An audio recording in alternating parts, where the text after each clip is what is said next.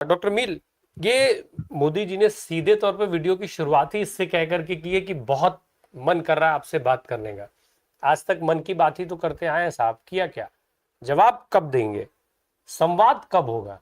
इस पर तो मोदी जी ने कुछ बताया नहीं। राम प्रकाश जी, मेरी आवाज आ रही है ना? जी जी, फर्स्ट क्लास। ये इको क्यों कर रही है आवाज? उनकी भी कर रही थी, ठीक है। नरेंद्र मोदी जी का वीडियो हम सब लोगों ने देखा। देखिए, उस वीडियो में कुछ चीजें हैं जिन पे बात होनी चाहिए। पहली बात तो ये है कि नरेंद्र मोदी जी को जो टीम बता रही है, समझा रही है, ये सब ज्ञान दे रही है, वो बहुत बड़ी गलती कर रही है। जेन जी जो है, हमारे युवा हैं, वो बच्चे नहीं है, उनको बच्चे कहने से चिढ़ है। बच्चे का मतलब वो समझते हैं कि दूध पीता हुआ बच्चा। पहली बात तो नरेंद्र मोदी जी का जो जो समझ है बहुत बहुत उल्टी है कि बच्चे गलती कर देते हैं। गलतियां बड़े भी करते हैं मोदी जी, आप भी करते हैं, बुजुर्ग भी करते हैं। तो गलतियां करने का उम्र से कोई ताल्लुक नहीं है। और उम्र में तो बहुत कम उम्र में पूरी दुनिया में लोगों ने महान काम किए हैं। भगत सिंह तो बहुत 21 साल 20-22 साल की उम्र में ही उन्होंने अपने देश के लिए कुर्बानी कर दी। तो आप लोगों को कम उम्र का होने की वजह से उनको नासमझ मत कहिए। ये हमसे बेहतर सोच आने वाली पीढ़ी, कोई भी पीढ़ी कब भी जो रही है, वो अपनी पिछली पीढ़ी से बेहतर होती है। रही बात गालियों की, तो नरेंद्र मोदी जी एक चीज भूल जाते हैं कि गालियां जो है वो एक मानसिकता है। और वो मानसिकता जो है वो हमारे पितृसत्ता और जातिवादी समाज पे निर्भर करती है। आपने पिछले 15 साल में जातिवादी व्यवस्था और पितृसत्ता को पोषित किया है, उसको तोड़ने का कौन सा काम किया है? अगर नहीं किया तो समाज में तो जैसा है वैसे ही लोग सीखेंगे ना। आपने शिक्षा व्यवस्था में ऐसा कौन सा कंपोनेंट डाला है, ऐसा कौन सा प्रयोग किया है कि हमारी यंग जनरेशन है वो इन गालियों से निजात पाए। ये तो बहुत एक झलकी थी नरेंद्र मोदी जी, क्योंकि हमारे जो युवा है वो इसी समाज से सीखते हैं। और आपको समाज ने बहुत कुछ दिया और आपने समाज को बिगाड़ने के लिए बहुत कुछ किया। इस देश में राजनीति में जो गालियों की परंपरा है वो भाजपा और आरएसएस ने शुरू की है, हुई है। सबसे ज्यादा गालियां गांधी को दी गई। मोदी जी को लगे हाथ गांधी से भी माफी मांग लेनी चाहिए। नेहरू की गालियों की तो गिनती ही नहीं है, उनको कितनी दी गई है।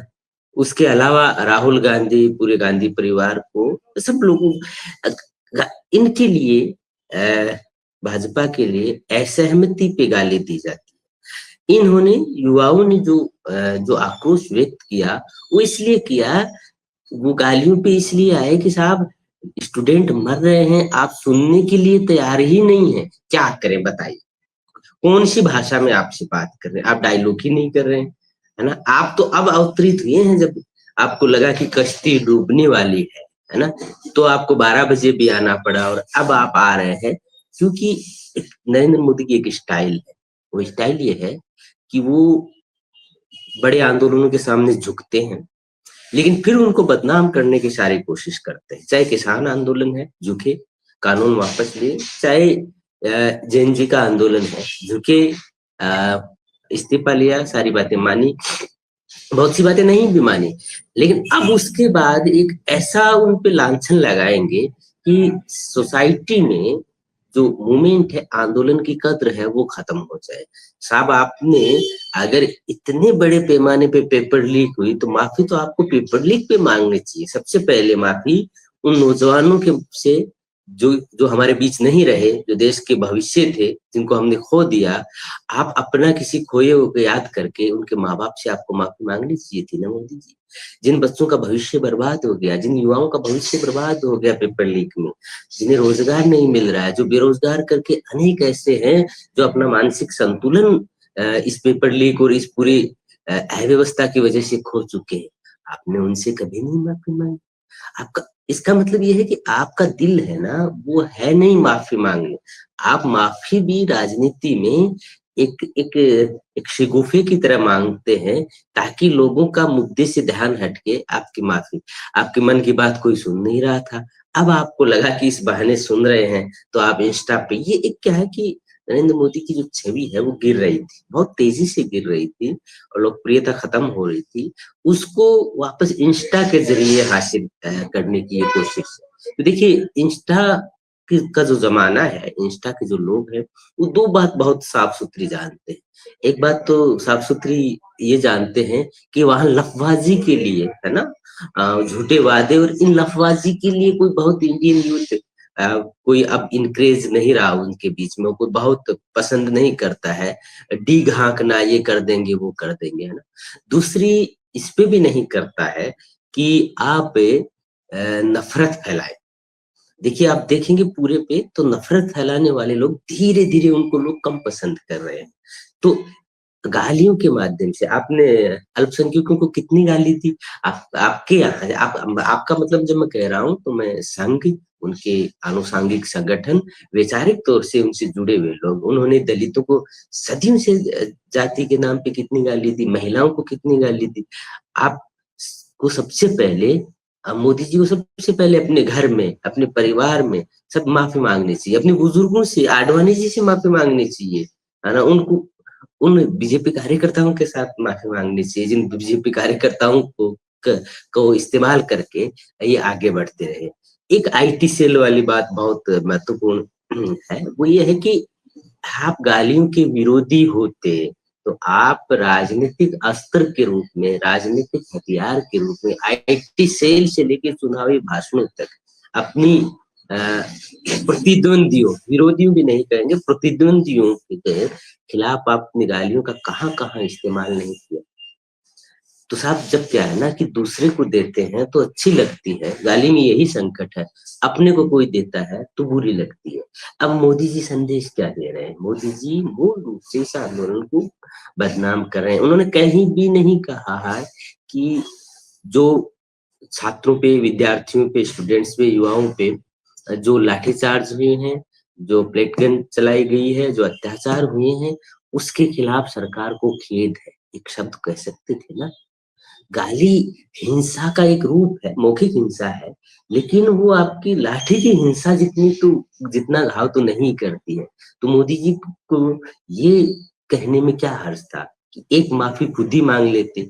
और दूसरी बात ये है ना कि अभी नरेंद्र मोदी और भारतीय जनता पार्टी को एक चीज नहीं समझ में आ रही, वो ये नहीं समझ में आ रही कि इस देश की जनता, जिसमें ज्यादातर युवा है, उससे किस भाषा में संवाद करें, क्योंकि पिछले 12-13 साल में इन्होंने संवाद स्थापित ही नहीं किया, तो ये कट गए हैं। कटे हुए लोग, फिर एक रास्ता बताया जाता है कि प्रधानमंत्री को ये आप रात को आए, दिन में आए, जब भी आप रील बना दीजिए। नरेंद्र मोदी ये भूल जाते हैं कि ना तो जेनजी उनसे माफी की उम्मीद करता, उनसे जेनजी भी अब नहीं चाहता संवाद। मुझे नहीं लगता कि भारतीय युवा जो है अब कोई उम्मीद करता हो कि वो देश के प्रधानमंत्री से संवाद करे। और इसका एक बहुत अच्छा खासा उदाहरण है कि इतनी मन की बात शायद दुनिया के किसी प्रधानमंत्री ने नहीं की हो रेडियो पे आकर, जितनी भारत के प्रधानमंत्री ने की हो। और इतनी उसकी गिरावट, मतलब इतने कम लोगों ने नहीं सुनी हो। माफ कीजिए, ठीक ठाक नेता चौराहे पे खड़े हो जाते हैं ना, तो भी उसको लोग सुनने के लिए आ जाते हैं। आप दिन भर रेडियो पे चिल्लाते रहे, आप कितने दिनों से रेडियो पे मन की बात करते रहे, सोसाइटी में कोई नैरेटिव नहीं बना, सोसाइटी कोई नहीं सुन रही है। मजबूरी में आप 4 कर्मचारियों को बैठा दिए, क्योंकि वो नौकरी के लिए बैठना पड़ेगा, कहीं स्कूल में बैठा दिए, तो स्टूडेंट्स क्या करेंगे? अपना आंख बंद करके ठीक है अपनी धुन में रहेंगे, आपसे कनेक्ट नहीं। तो नरेंद्र मोदी को तो आत्ममूल्यांकन इस बात पे करना चाहिए कि क्या कारण है कि उनसे सोसाइटी कनेक्ट नहीं हो रही है। और यही वजह है कि वो धीरे धीरे, अब तो मुझे लगता है बहुत, आप देखेंगे कि कहीं सोसाइटी में उनके नाम की चर्चा नहीं है, लोग उनका चेहरा भूल रहे हैं, उनको कहीं नहीं देखते हैं ना। अब इसलिए वो जो उनके अंदर का जो बेचैनी, वो बेचैनी इस रूप में बाहर आ रही है। एक बात जो अभी आप चर्चा कर रहे थे, उस बेचैनी के कई कारण ये है, जैसे पप्पू यादव वाली बात कर रहे थे अभी, हमारे बीच चर्चा थी कि उन्होंने भगवा वस्त्र पहना। देखिए, एक तो भगवा वस्त्र कोई पवित्र ही हो, ये हमारे समाज में ऐसी कोई धारणा नहीं रही। कबीर ने तो कहा है ना कि जोगी मन ना रंगायो रंगाया कपड़ा, है ना।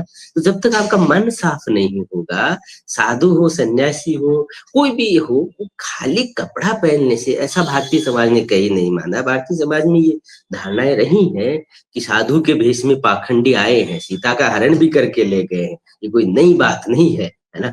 हम देख रहे हैं कि भगवा कपड़े में कितने पाखंडी, और असली साधु को तो किस रंग का कपड़ा हो इसकी कोई बहुत फर्क नहीं पड़ता। जब आपका मन रंगा हुआ हो तो कपड़ा हो ना हो, गांधी की तरह एक लंगोट में ही हो, उसका असर नहीं पड़ता है।